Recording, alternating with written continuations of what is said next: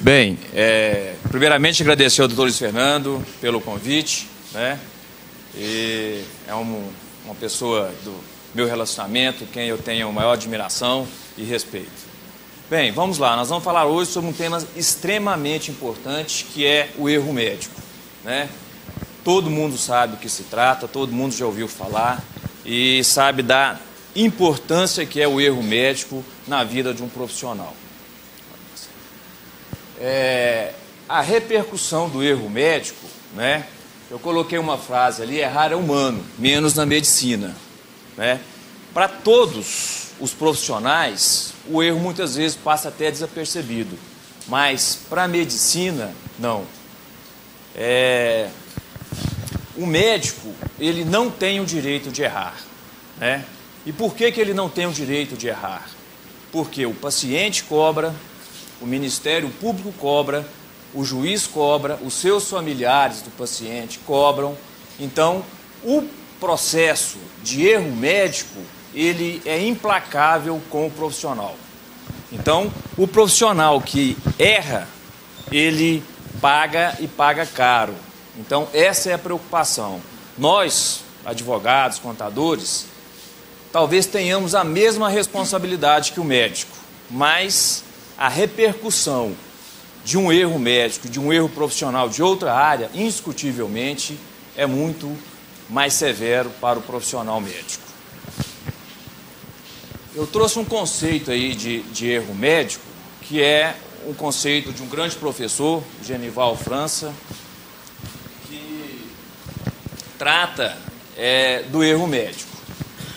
O erro médico, quase sempre por culpa,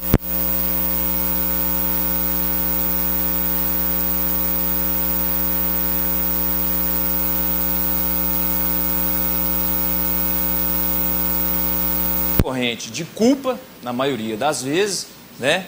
E pressupõe uma inobservância técnica e, o principal, causa um dano à saúde ou à vida de um paciente. Então, esse aqui é a parte clássica. E ele vai mais além. O dano pode ser caracterizado por imperícia, imprudência ou negligência. São as três formas de culpa estrito sensu. Imperícia, imprudência e negligência do médico no exercício regular de suas atividades profissionais. Obviamente, o erro só será médico se o médico estiver no exercício da sua profissão. E o que fecha com chave de ouro esse conceito é a parte final. Devem ser levadas em conta as condições do atendimento, a necessidade da ação e os meios empregados.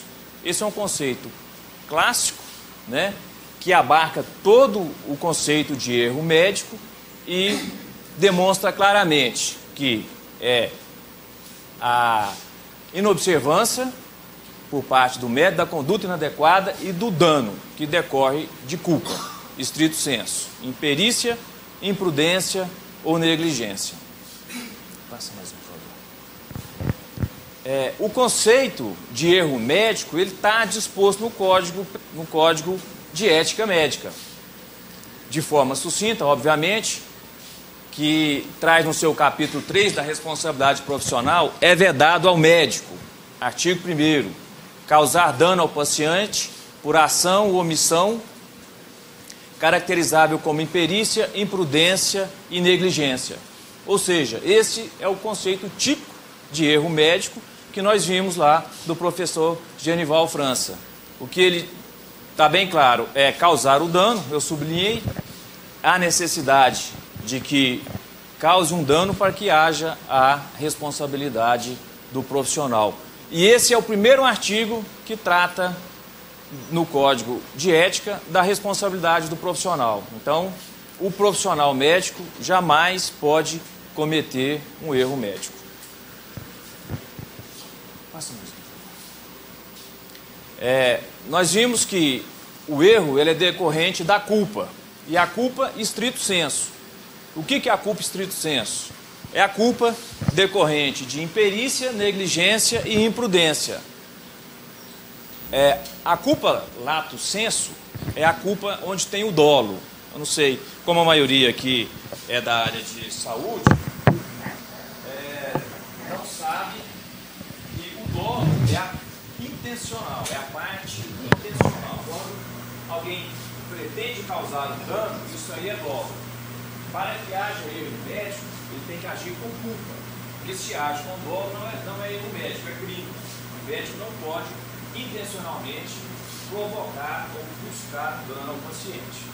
Nesse caso aí já parte para a área criminal dolosa. No caso de negligência, acho que a parte de medicina deve estudar os institutos. A negligência é a falta de atenção ou cuidado, né? Não tomar as devidas providências no caso. Em uma determinada situação ou ocorrência, é a inobservância dos deveres e obrigações. É uma das modalidades em que pode haver o erro médico. A imperícia é a incapacidade. O médico não está preparado, qualificado para praticar o ato necessário. Então é a falta de experiência ou conhecimentos práticos necessários ao exercício da profissão. É a inabilidade. Por isso, a necessidade de todo profissional se bem qualificado. E a imprudência, que vai mais além, né, é o resultado da imprevisão do agente em relação às consequências de sua ação. É o ato de agir perigosamente, né, com a falta de moderação ou precaução, a temeridade. O médico também não pode agir, né, com falta de precaução. O erro médico, ele decorre necessariamente da relação médica, certo? Agora, qual é a natureza jurídica da relação médica?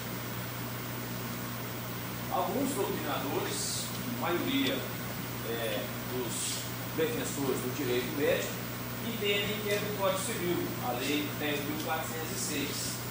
Outros dizem que é do Código de Defesa do Consumidor, sustentando que o paciente ele é um consumidor e o médico um prestador de serviços. Nesse caso, a relação jurídica seria regida pela Lei 8.078, que é o Código de Defesa do Consumidor, que abarca todas as relações de consumo. Então, comprar um eletrodoméstico e assim como uma relação com qualquer outro profissional. Bem, se a relação jurídica médico-paciente for pelo Código Civil, ela vai estar capturada no artigo 186, que diz que aquele que por ação ou omissão voluntária, negligência, imprudência, violar direito de outro e causar dano, ainda que exclusivamente moral, comete o ilícito. Esse é o artigo do Código Civil que fala da responsabilidade. E isso aí é a responsabilidade genérica. Qualquer profissional, ele está havendo dano no acidente de trânsito, por exemplo, é com base nesse artigo aqui que há o ressarcimento. E fala no artigo 927, aquele que por ato ilícito causar dano a outro fica obrigado a repará-lo. É um complemento. Então, se o profissional médico causa um prejuízo a um paciente, obviamente ele é obrigado a repará-lo pelo artigo 186, 187 e o 927 do Código Civil.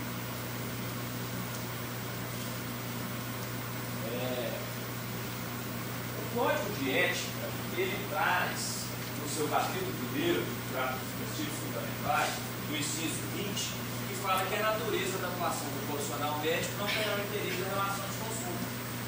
Foi uma grande briga do Conselho Federal de Medicina tentar descaracterizar a relação de consumo, porque é difícil para o médico trabalhar com a relação de consumo. E lembrando do passado, daquela relação do médico de família que tinha tratava dos pais, dos tios, dos filhos, aquela relação pessoal jamais foi entendida, principalmente pelos ídolos, que seria uma relação de consumo, seria uma relação entre particulares, onde o médico estava ali para servir a família. Então, o Código de Ética Médica colocou no inciso 20 como um princípio fundamental, sustentando que a relação médico-paciente não é de consumo. Entende? Há uma briga, os advogados, como eu disse, que defendem o direito médico sustentam isso. Nós sustentamos na defesa a relação médico-paciente, que não é uma relação de consumo, é uma relação de direito civil, partes iguais. Né? Já o Código de Defesa do Consumidor trata no seu artigo 2º e 3º os conceitos de consumidor e fornecedor. Consumidor é toda pessoa física ou jurídica que adquire produto ou serviço. Ora, se o paciente chega no profissional médico, contrata o serviço, paga, ele está adquirindo serviço. Então há um entendimento de que o serviço médico é um serviço subordinado ao Código de Defesa do Consumidor e não ao Código Civil.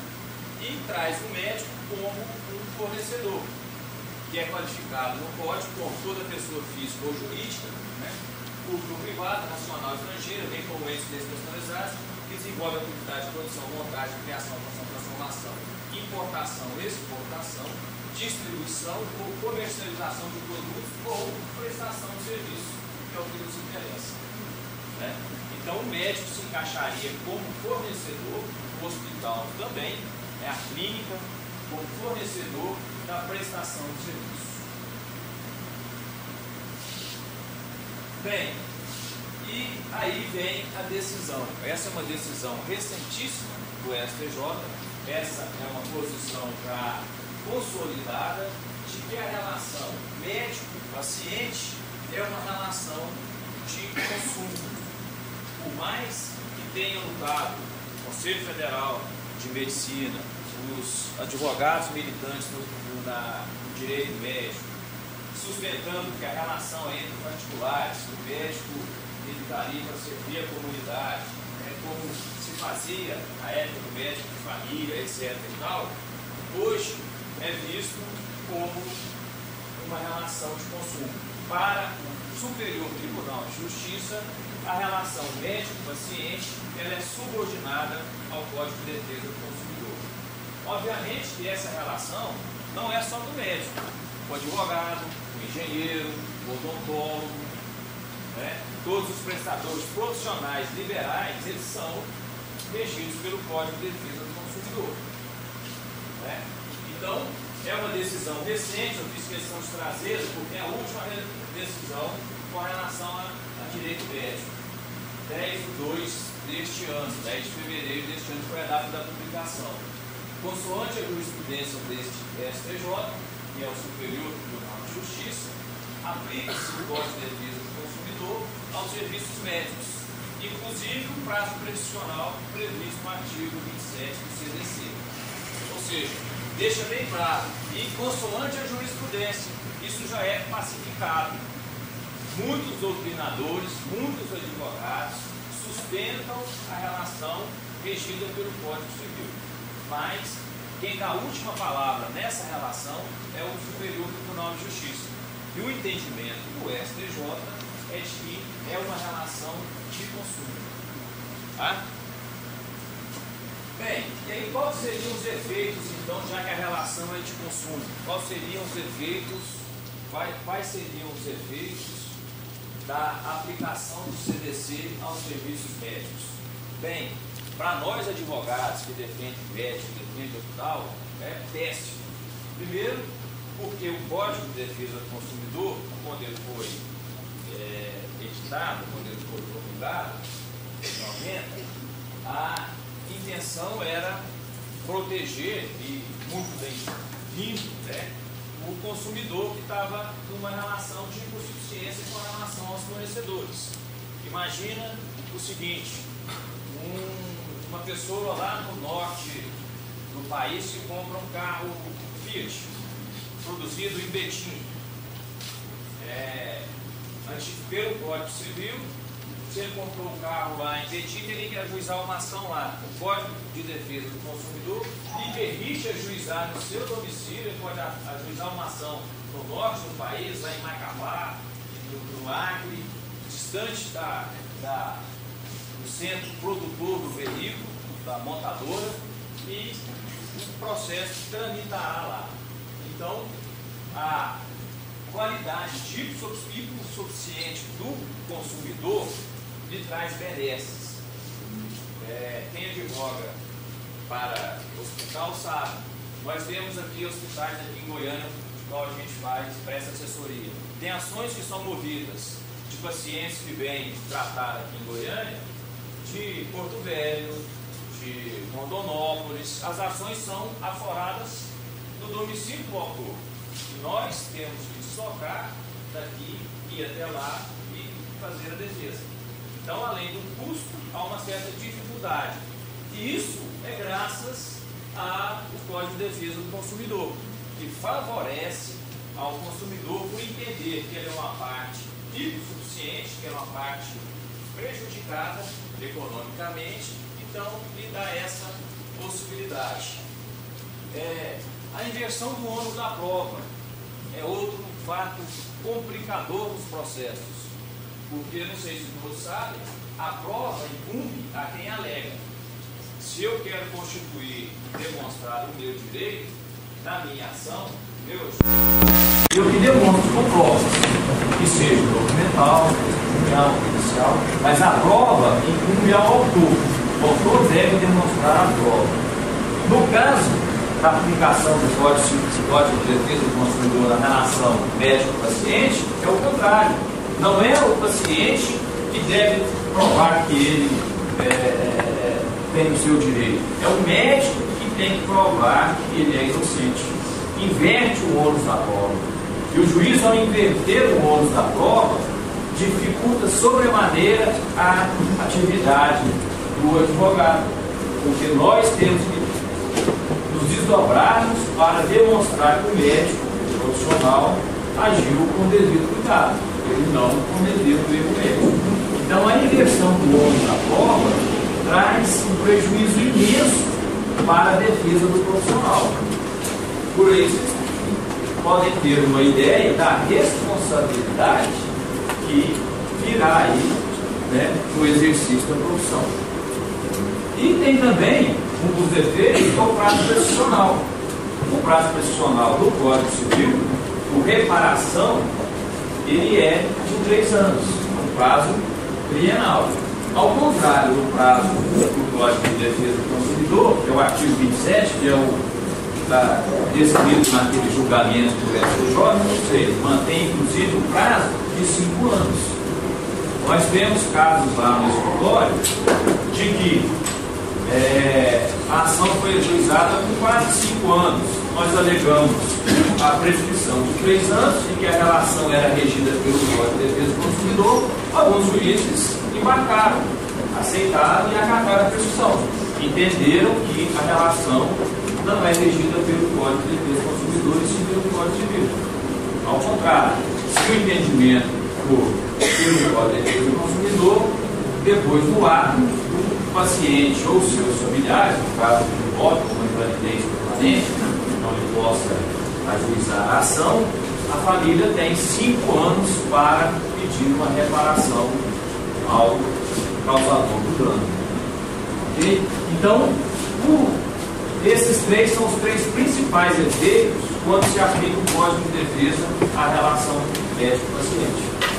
E como eu disse, é uma dificuldade imensa para você defender e provar que o médico usou todos os recursos que estavam à sua disposição e, no entanto, o resultado veio adverso do esperado. Ok? Como eu disse mais cedo, né, essa aí não é só dos médicos, fala muito do médico, de uma forma até generalizada, envolvendo aos erros de todos os profissionais liberais. Né? Então, como eu disse, odontólogos, advogados, engenheiros, arquitetos, todos têm a sua responsabilidade civil de acordo com o Código de Defesa do Consumidor. Obviamente, nós, advogados, que não trabalhamos com línguas, para nós a responsabilidade é muito mais pecuniária do que a responsabilidade do médico. E ao tratar com línguas, né, tem a sua repercussão e a sua responsabilidade muito mais agravada pela conduta. Ok?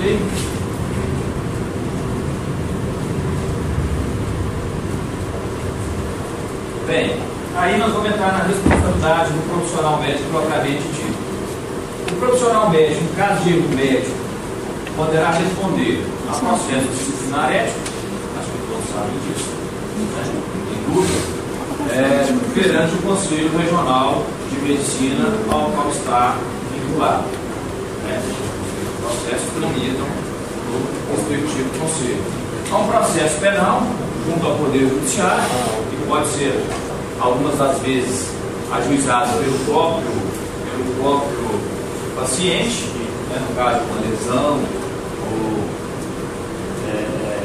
ou pelos familiares, ou pelo Ministério Público, por exemplo, no caso de uma ação pública condicionada de um paciente que veio a óbito. Aí o médico vai responder o processo penal.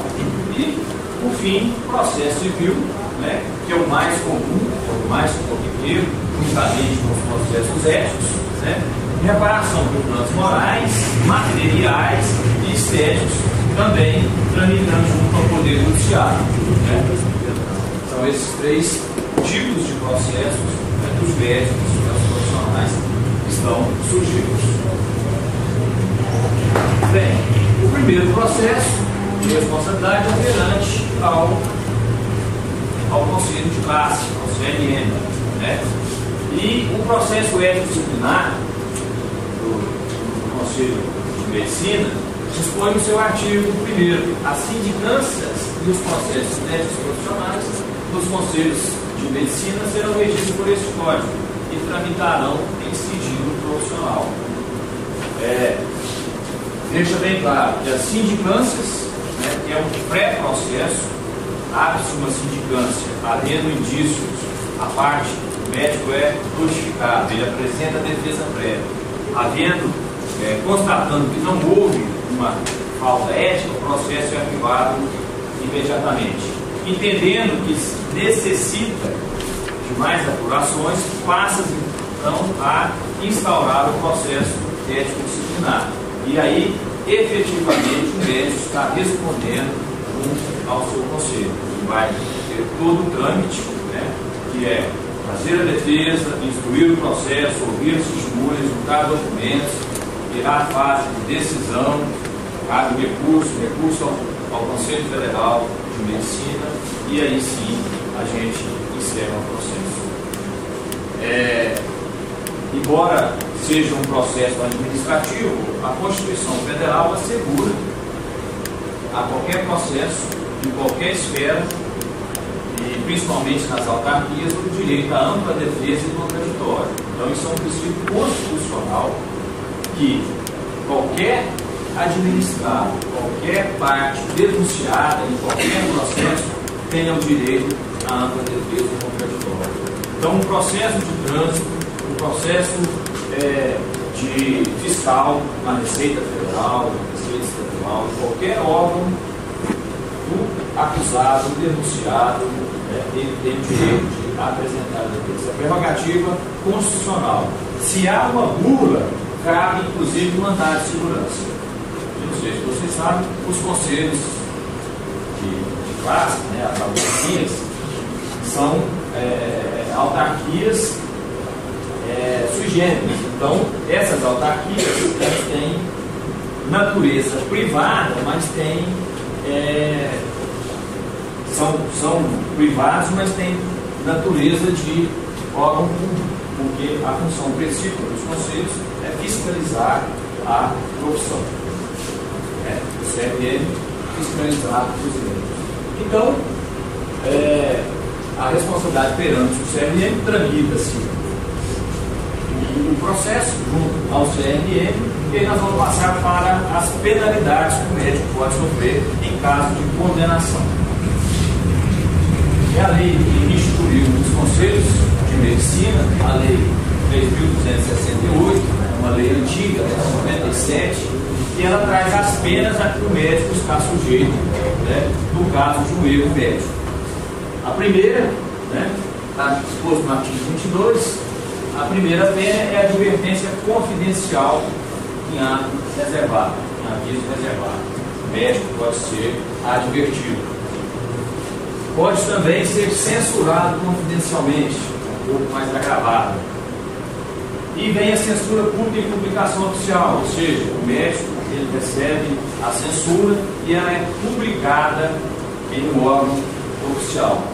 Tem também a suspensão por até 30 dias do exercício da profissão e tem a pena capital, que é a cassação do exercício profissional ad referendo.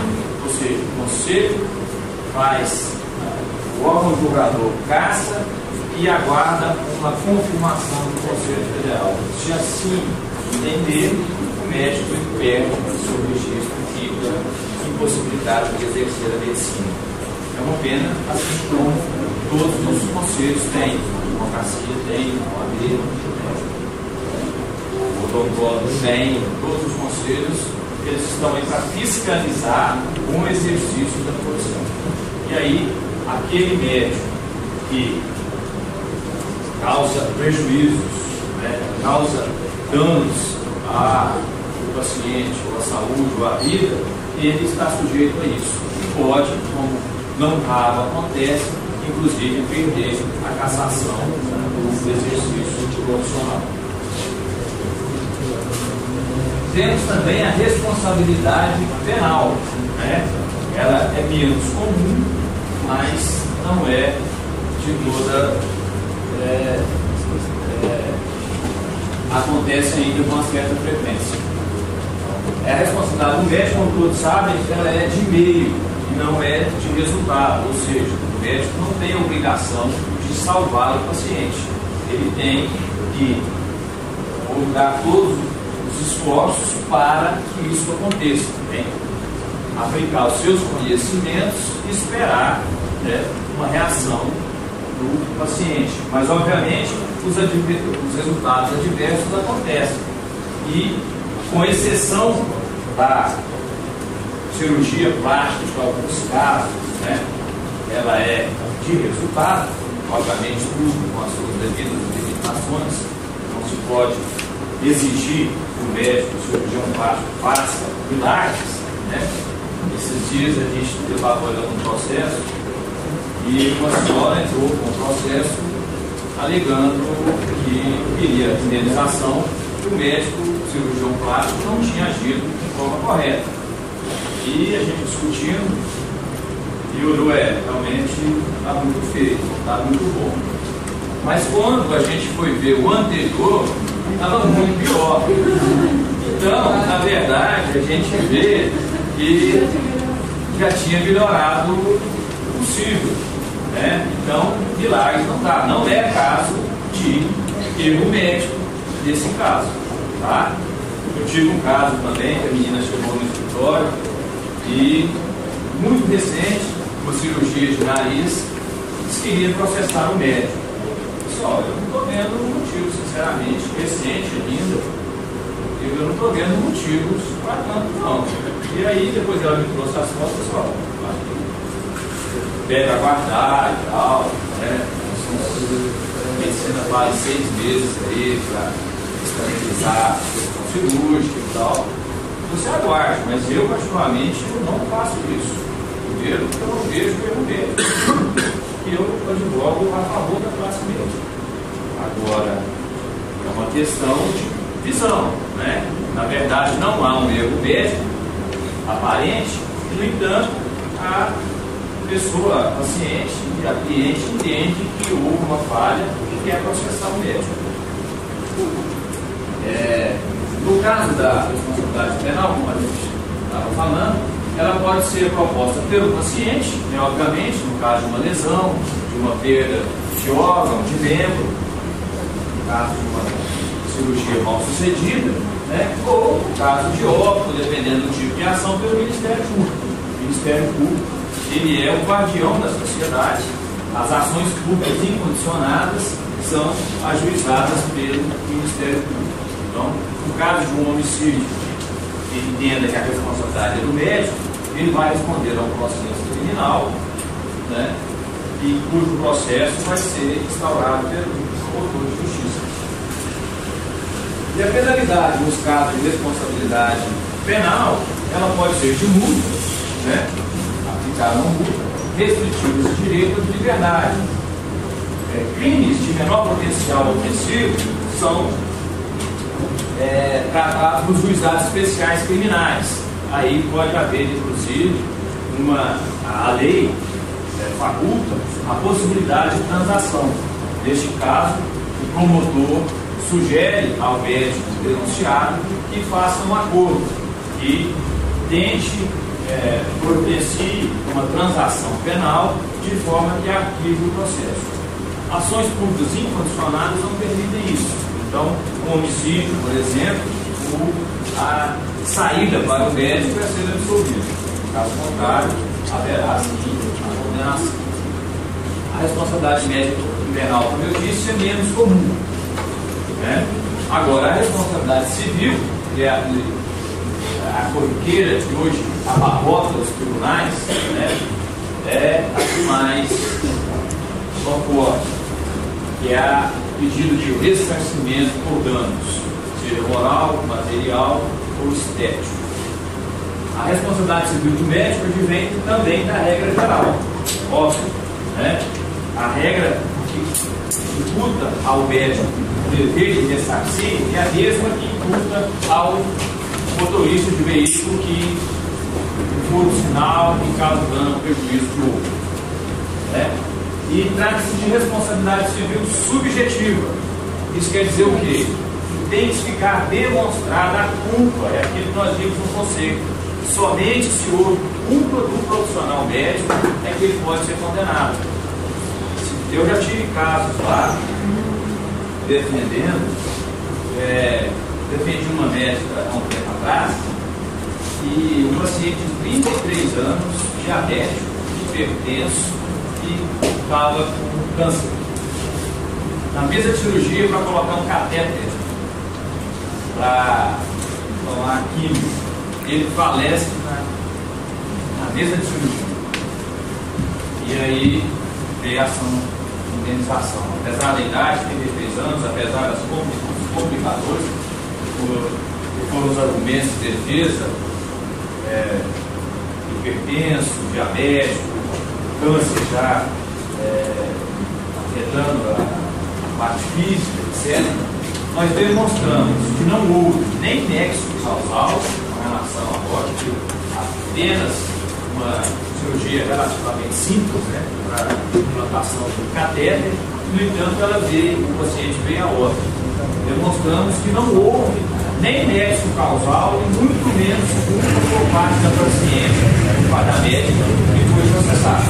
A família não se conformava, obviamente, perder parente do filho com 33 anos de idade, realmente não é aceitável para nenhum familiar. Isso foi o resultado que sacou no judiciário e foi absolvido pela ausência de culpa.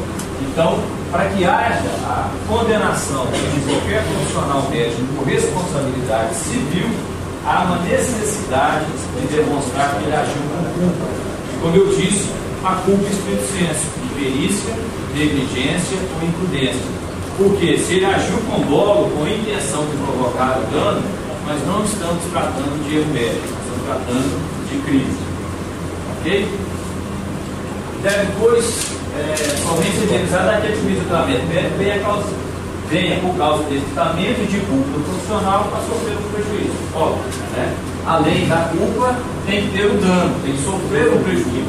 Se o paciente não sofre o prejuízo, não há que se reparar, você só repara aquilo que foi perdido. Okay? Bem, quais são os pressupostos da responsabilidade civil? Então, para que haja a responsabilidade civil de qualquer profissional, né, nós estamos tratando médico, necessariamente tem que haver a ação ou omissão do profissional. Óbvio, se ele tem o dever de agir ou se ele tem o dever de não agir e assim não faz, ele incorre no primeiro pressuposto, que é a ação ou omissão. O dano causado, obviamente, tem que haver um dano. Nesse exemplo que eu dei da cirurgia plástica, não houve uma melhora, então não houve dano. E o nexo de causalidade. O que é o nexo de causalidade? é a ação e o dano tem que haver no nexo. Ou seja, aquela ação ou omissão minha foi que ensejou o dano ao paciente. E nós temos que ter também a culpa configurada. Como eu disse, a culpa dos processos de erro médico, na grande maioria, elas são determinadas por perícia.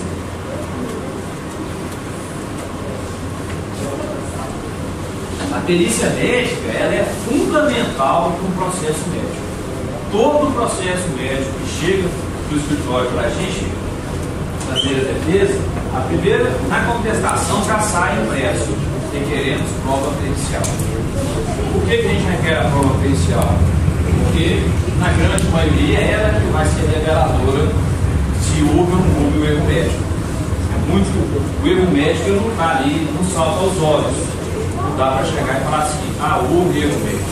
Não, foi feita uma perícia. Se o paciente veio a óbito, obviamente não dá para periciá-lo. Vai ser perícia indireta, que é a perícia nos documentos, prontuários médicos, pedido de exame, ver se o médico seguiu o protocolo, se ele agiu de acordo com a literatura médica. Então, é uma perícia indireta. E se o o paciente, ele sofreu uma lesão, está pleiteando, obviamente faz a perícia do profissional, do paciente, através do profissional de uma junta médica.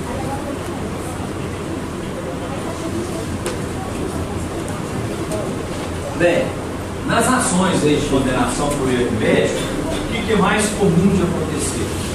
Primeiro, no caso de lesão ou ofensa à saúde, indenização, né, pelas das despesas, pelo tratamento, obviamente, lucro cessante, que ele deixou de receber, o que o profissional, o paciente deixou de receber.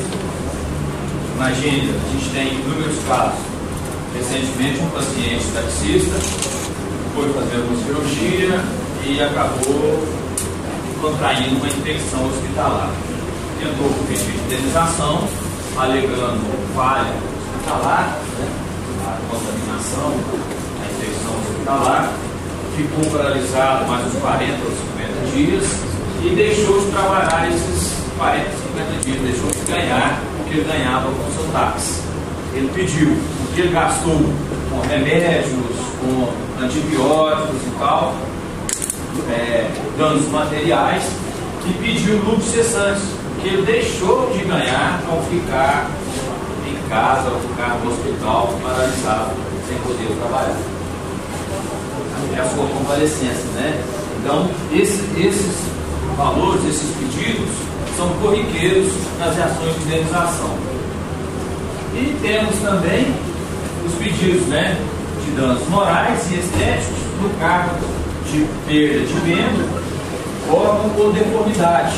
Não raras às vezes acontece.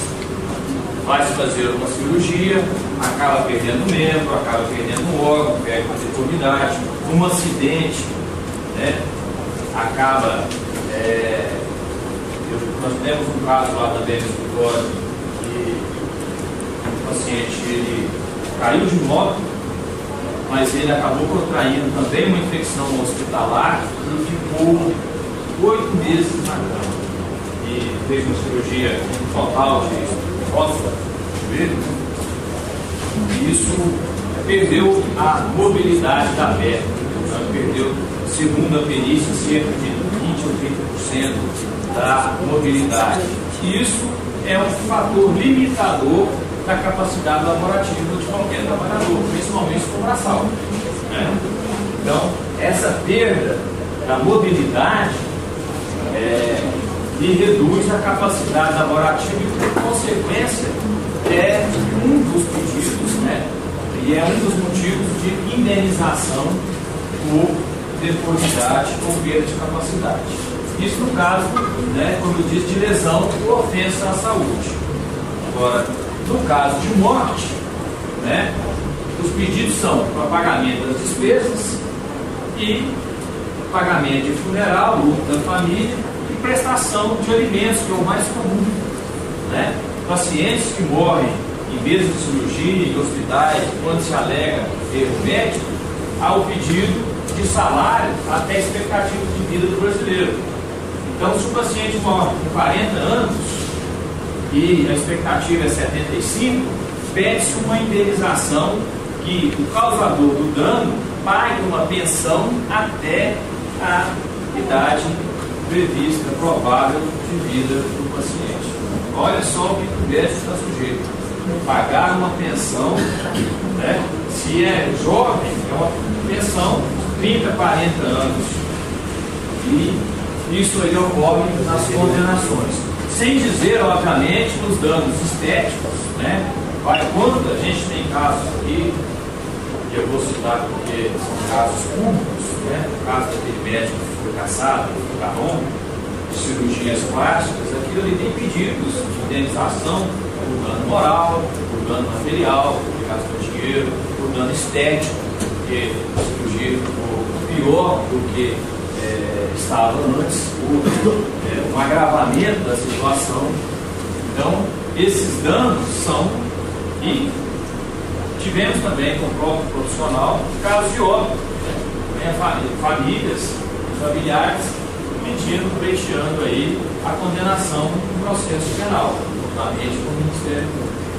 Então, por aí, vocês podem perceber a responsabilidade que é de um profissional médico quando entra no mercado de trabalho. Como eu disse, qualquer profissional liberal tem a sua responsabilidade e uma responsabilidade enorme, mas, indiscutivelmente, a repercussão de uma falha profissional do profissional médico ela é muito superior a qualquer outro profissional. Não tem como. Esse também é uma estatística que eu estava lendo no estado de São Paulo, essa questão de prazer. O que se aumentou hoje de processo nos últimos anos, vocês não fazem ideia. Hoje o número de processos, essa notícia do dia 22 agora, é recentíssima, houve um aumento só no STJ de 140% de processos. Hoje a população está mais esclarecida e tem também o fator de achar que a culpa é sempre um profissional médico. O fato é que hoje nós vivemos um abarrotamento de processos no judiciário. Os hospitais que a gente advoga lá, nós temos essa estatística, simplesmente dobrou os processos nos últimos 3 a 4 anos. O número de processos hoje dobrou. E muitas vezes, né, por essa medicina corrida hoje, essa medicina de massa, o atendimento, não se fortalece a relação médico-paciente, que é uma falha grave. Isso aí talvez seja o principal motivo desse exagero em demandas. O fato é que o profissional ele tem que ficar, ele tem que se resguardar, tem que se preparar para entrar no mercado e ter a consciência e a responsabilidade que ele traz às suas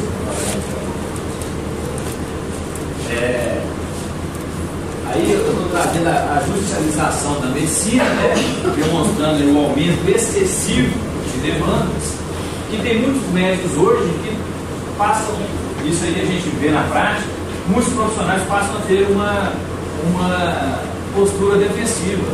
Ele faz consulta com o paciente, não, só não tem nada. Não tem nada, mas não vai pedir um exame? Como? Tem que certificar. Muitas vezes ele pede com medo de sofrer um processo de indenização, falar que não foi bem diagnosticado, que não foi examinado. Então, muitas vezes há um exagero até de pedido de exames, de consultas, por parte do profissional, para ele se resguardar de que ele tratou do paciente, diagnosticou, confirmou a suspeita, né, sim ou não, mas de uma forma satisfatória. É muito comum isso. Eu vejo, e aí a gente entra num dilema que não é matéria nossa, mas de pedir o exame e o plano de saúde negar por excesso de pedido. Aí, se ele não pede, o paciente diz que ele não está analisando o caso com o devido cuidado. No fato que a gente observou, é um aumento de contratação de seguros, né, de responsabilidade profissional médica. Eu conheço vários profissionais hoje, cirurgiões plásticos, que hoje têm seguro. Eles fazem o seguro até o limite, porque se tiver uma condenação, uma eventual condenação, o seguro responde por essas perdas. Isso também é uma atitude defensiva do profissional, é até criticado pelos conselhos e tal, mas há um crescimento. O mercado financeiro disponibiliza isso para os profissionais e eles acabam aderindo e se vendo meio que obrigados a fazer seguro para uma eventual condenação.